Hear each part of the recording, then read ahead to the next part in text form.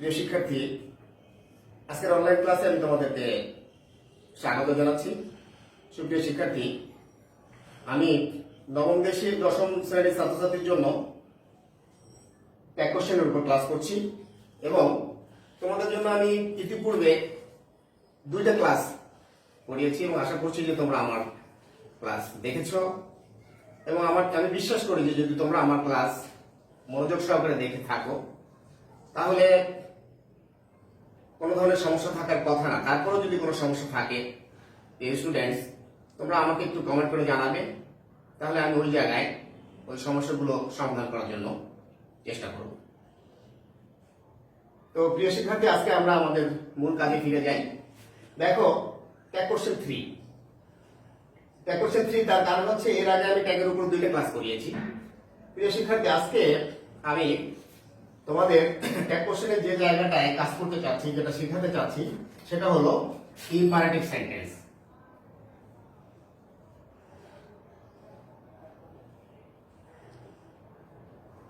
Imperative sentence বা imperative statement. এই imperative শব্দের অর্থ হচ্ছে অনুজ্ঞা,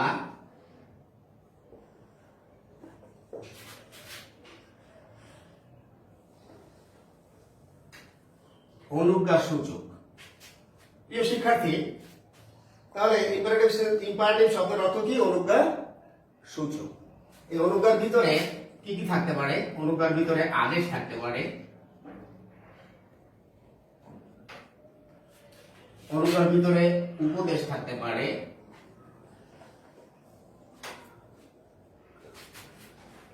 অনুজ্ঞার ভিতরে অনুরোধ থাকতে পারে।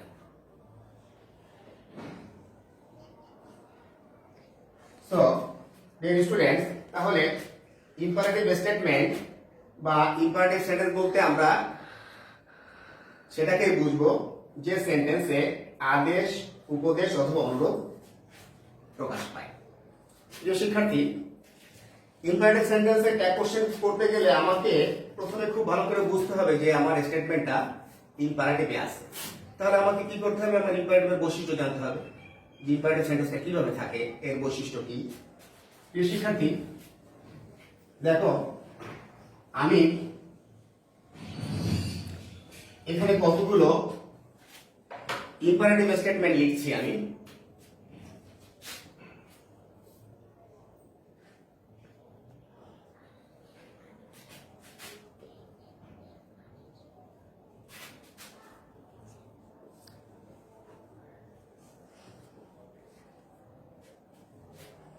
কি লিখেছি? আমি এখানে অলওয়েজ স্পিক দ্য ট্রুথ। আরেকটা দেখো,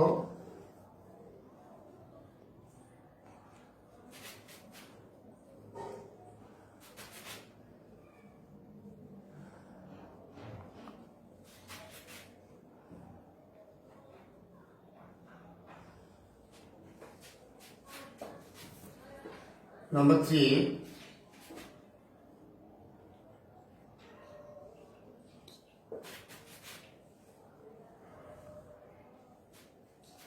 Number 4,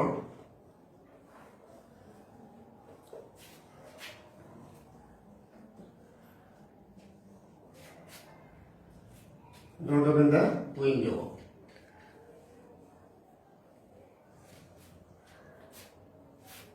Dear students, একটু খেয়াল করো যে আমি লিখেছি always speak the truth, please lend me some money, open the door, don't open the window.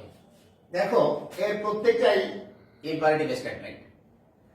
Imperative স্টেটমেন্টের বৈশিষ্ট্য হচ্ছে এটা অ্যাসার্টিভের মতো। দেখো, এখানে কিন্তু সাবজেক্ট থাকে না, এখানে সাবজেক্ট থাকে না। ইম্পারেটিভ সেন্টেন্স বলো বা স্টেটমেন্ট বলো, যাই বলি না কেন, ইম্পারেটিভ স্টেটমেন্ট বা সেন্টেন্সে এখানে সাবজেক্ট থাকবে না। ইম্পারেটিভ সেন্টেন্সটা কি দিয়ে শুরু হবে? ভার্ব দিয়ে শুরু হবে। যেমন দেখো, open the door, main verb. Don't open the door, এটা অক্সিলিয়ারি ভার্ব। তারপরে দেখো, speak the truth, lend me some money. এখানে এই যে অলওয়েজ, এটা যুক্ত হয়ে শুধুমাত্র স্পিক দ্য ট্রুথ এটাকে কি করছে? Always speak the truth. আবার দেখো, please lend me some money, please lend me some money, always speak the truth, please lend me some money. এই যে প্লিজ, এই প্লিজ শব্দটা শুধুমাত্র এই সেন্টেন্সটাকে কি করছে, যে এটাকে কি বোঝাচ্ছে, এটা অনুরোধ, অনুরোধ বোঝাচ্ছে। এই দুইটা দেখো আদেশ, অলওয়েজ স্পিক দ্য ট্রুথ, এটা হচ্ছে উপদেশ, সদা সত্য কথা বলিবে। সো ডিয়ার স্টুডেন্টস, আমি যদি একবার বুঝতে পারি, আমি যদি ফাইন্ড আউট করতে পারি যে আমার স্টেটমেন্টটা ইম্পারেটিভ আছে, তাহলে এইটা ট্যাগ করা কিন্তু খুবই সহজ। আমার স্টেটমেন্ট যদি ইম্পারেটিভে থাকে, তাহলে সিম্পলি আমাকে কি করতে হবে, ট্যাগে কি লিখতে হবে, যদি স্টেটমেন্ট ইম্পারেটিভে থাকে তাহলে ট্যাগে লিখতে হবে উইল ইউ। তাহলে দেখো, always speak the truth, will you.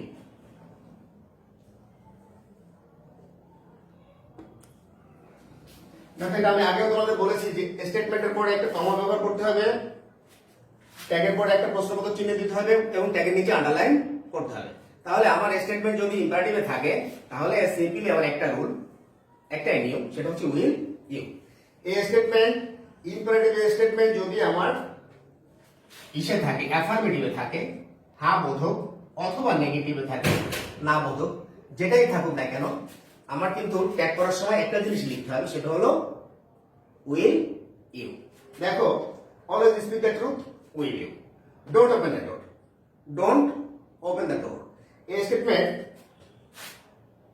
Imperative, but এটা কিন্তু নেগেটিভ, নেগেটিভ। তারপরেও কিন্তু একটাই জিনিস আমাকে লিখতে হবে, সেটা হচ্ছে will you, will.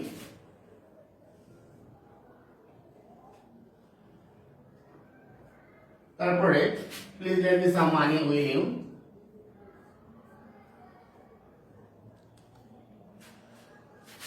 Open the door, will.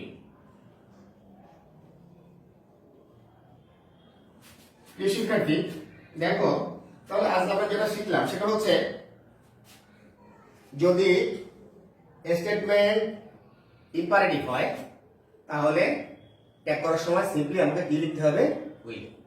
প্রিয় শিক্ষার্থী, তাহলে আজকে আমরা অন্তত এইটুকু শিখলাম, সেটা হচ্ছে যে আমার স্টেটমেন্ট যদি ইম্পারেটিভ হয়, আমি যদি ফাইন্ড আউট করতে পারি যে আমার স্টেটমেন্ট ইম্পারেটিভে আছে, তাহলে সিম্পলি আমি ট্যাগ করার সময় একটাই জিনিস লিখবো, সেটা হচ্ছে উইল ইউ। এই ইম্পারেটিভ স্টেটমেন্টটা আইদার অ্যাফার্মেটিভ অর নেগেটিভ, যাই থাকুক না কেন, যদি স্টেটমেন্ট ইম্পারেটিভ হয়, দেন আমাকে একটাই কাজ করতে হবে, সেটা হচ্ছে ট্যাগে কি লিখতে হবে, উইল ইউ। প্রিয় শিক্ষার্থী, এখন আমি তোমাদের ট্যাগের আরেকটা জায়গা, যেটা অত্যন্ত ইম্পর্টেন্ট, সেই জায়গাটায় আমি তোমাদের একটু ফোকাস করব। ডিয়ার স্টুডেন্টস, তোমরা এই জায়গাটা একটু মনোযোগ সহকারে খেয়াল করবে। সেটা হলো যে আমার স্টেটমেন্ট যদি nobody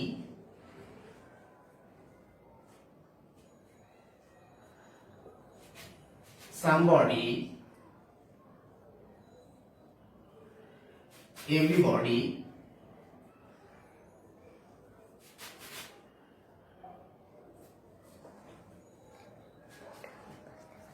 স্টুডেন্টস একটু খেয়াল করো, nobody somebody everybody, অথবা এরকম হতে পারে, এই বডির জায়গায় এখানে কি হতে পারে, no one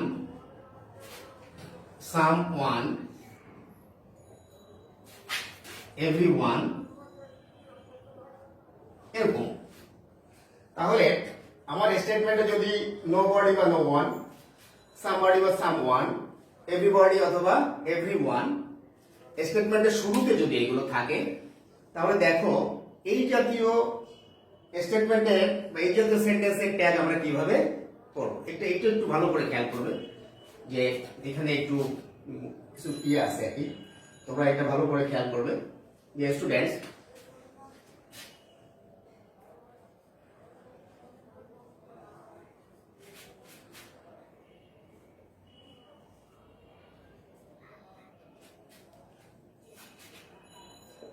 দেখো আমি কি লিখেছি, nobody called me,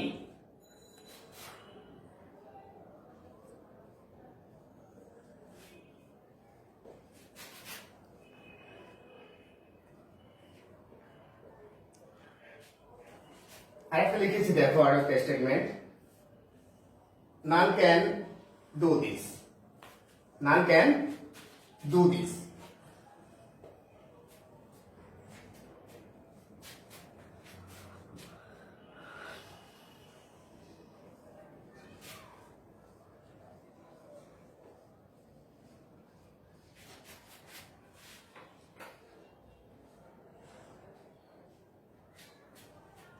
স্টুডেন্টস, আমি কতগুলো স্টেটমেন্ট লিখেছি দেখো, একটা দুইটা তিনটা। nobody called me, none can do this, nobody believes a liar.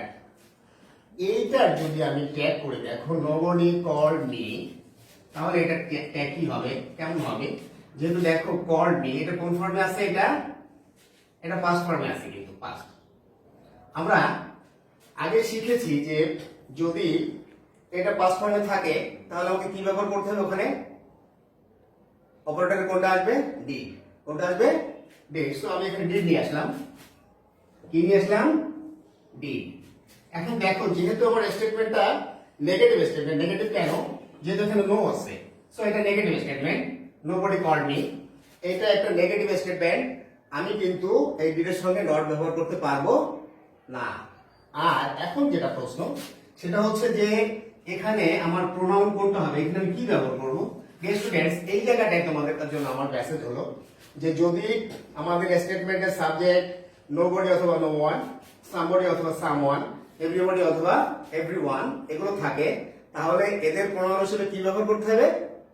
এদের প্রোনাউন হিসেবে কি ব্যবহার করতে হবে? দে ব্যবহার করতে হবে, দে।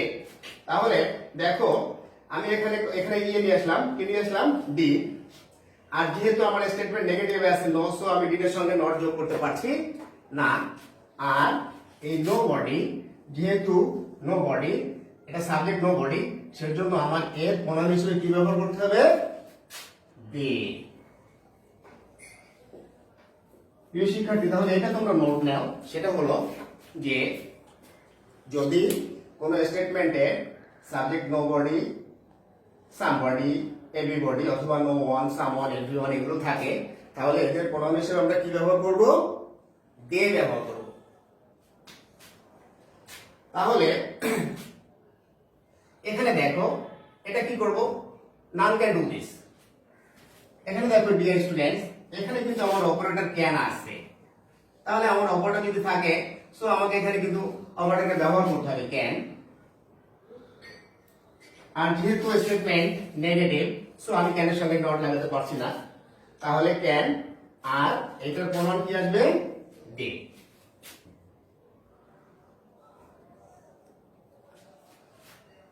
তাহলে এটা দেখো number 3, nobody believes a liar. প্রিয় শিক্ষার্থী, এটা একটু ভালো করে খেয়াল করো। সেটা হচ্ছে যে nobody believes a liar, nobody believes a liar. দেখো বিলিভস, এখানে কি আছে? বিলিভস। তাহলে এই যে এখানে এস বাই এফ যুক্ত আছে, এখানে যেহেতু আমরা এর আগে তোমাদেরকে বলেছিলাম যে যদি আমার ভার্বের সাথে এস বাই এফ যুক্ত থাকে তাহলে ওখানে অপারেটর হিসেবে কি আসবে? ডাজ। বাট এখানে কিন্তু আমি ডাজ ব্যবহার করতে পারছি না। কেন পারছি না? তার কারণ হচ্ছে যে আমার এই নোবডির সঙ্গে এই যে নোবডি, এইখানে প্রোনাউন হিসেবে কে চলে আসবে? দিয়ে চলে আসবে। প্রিয় শিক্ষার্থী, একটু খেয়াল করো। সেটা হচ্ছে যেহেতু নোবডি প্রোনাউন হিসেবে দে আসবে, সো দের সঙ্গে কিন্তু ডাজ কখনো ম্যাচ করে না। তাহলে কি লিখতে হবে?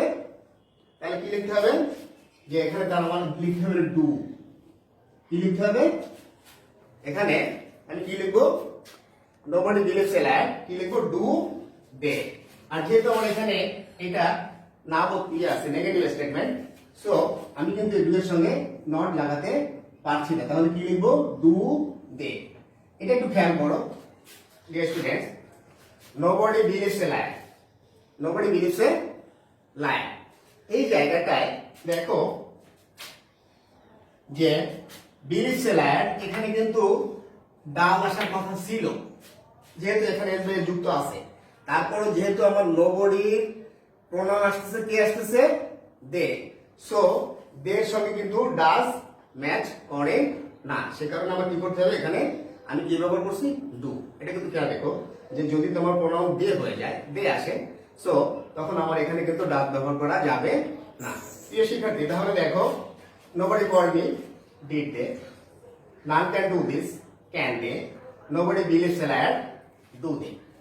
প্রিয় শিক্ষার্থী, তাহলে এই এই জায়গাটা তোমরা একটু ভালো করে খেয়াল করো, বিশেষ করে এই জায়গাটায় যে এখানে কিন্তু ডাজ আসার কথা থাকলেও যেহেতু আমার প্রোনাউন আসতেছে হচ্ছে দে, সো আমি কিন্তু এখানে ডাজ ব্যবহার করতে পারলাম না, ডু ব্যবহার করতে। প্রিয় শিক্ষার্থী, আরো দু একটা উদাহরণ আমরা দেখি।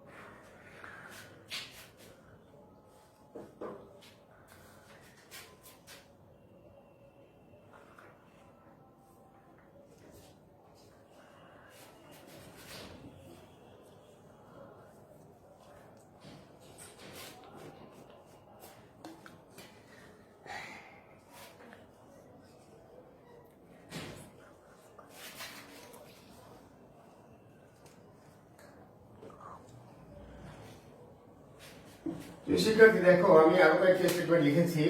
Every mother loves a child, everybody is dancing, everything looked beautiful, everything looked beautiful.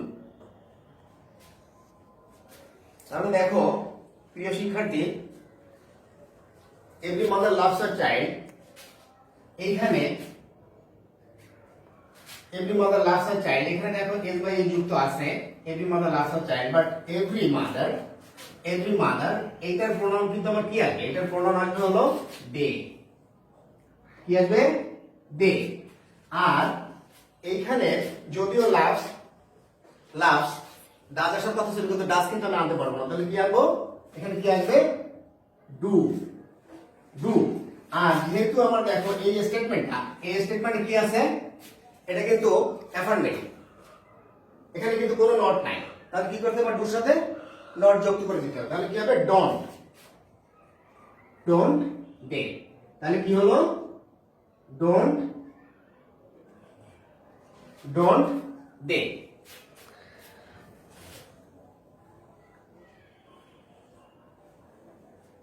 আচ্ছা, আরেকটা জিনিস দেখো, এভরিবডি ইজ ড্যান্সিং,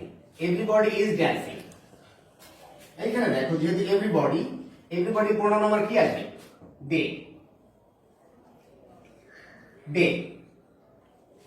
এখন এভরিবডি প্রোনাউন দে আসবে, কিন্তু তারপর আমরা এখানে কি অপারেটর আছে? ইজ। কিন্তু এখানে দেখো খেয়াল করার বিষয়টা হচ্ছে এই জায়গাটায়, সেটা হলো যে দের সঙ্গে কিন্তু এই ইজটা ম্যাচ করে না, তাহলে আমার কি লিখতে হবে এখানে? তাহলে কি আসবে? আর যেহেতু এটা অ্যাফার্মেটিভ স্টেটমেন্ট, সো এর সঙ্গে আমার কি করতে হবে? নট যোগ করতে হবে, আর এন্ড দে।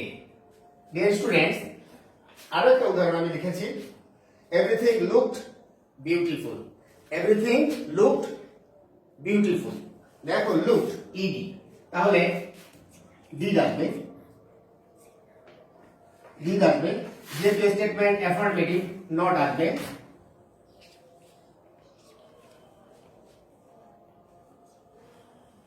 আর এইখানে শিক্ষার্থীদের স্টুডেন্টস এখানে দেখো এভরিথিং এর প্রণাম হিসেবে আমরা কি লিখবো? এভরিথিং এর প্রণাম হিসেবে আমরা লিখবো দে, অথবা এভরিথিং এর প্রণাম কিন্তু ইটও লেখা যায়, দে অথবা ইটও লেখা যায়। প্রিয় শিক্ষার্থী, এইখানে দেখো যে আমরা আজকে যে আলোচনাটা করলাম এখানে, সেটা হলো যে আমার স্টেটমেন্টের সাবজেক্ট যদি নোবডি, সামবডি, এভরিবডি এগুলো থাকে, তাহলে এদের প্রণাম হিসেবে আমাকে দে ব্যবহার করতে হবে। বাট দে ব্যবহার ক্ষেত্রে তোমার অবশ্যই খেয়াল করতে হবে, অত্যন্ত সতর্ক থাকতে হবে যে দের সঙ্গে কিন্তু ডাজ ম্যাচ করে না, দের সঙ্গে কিন্তু ইজ ম্যাচ করে না, দের সঙ্গে কিন্তু ডাজ ম্যাচ করে না।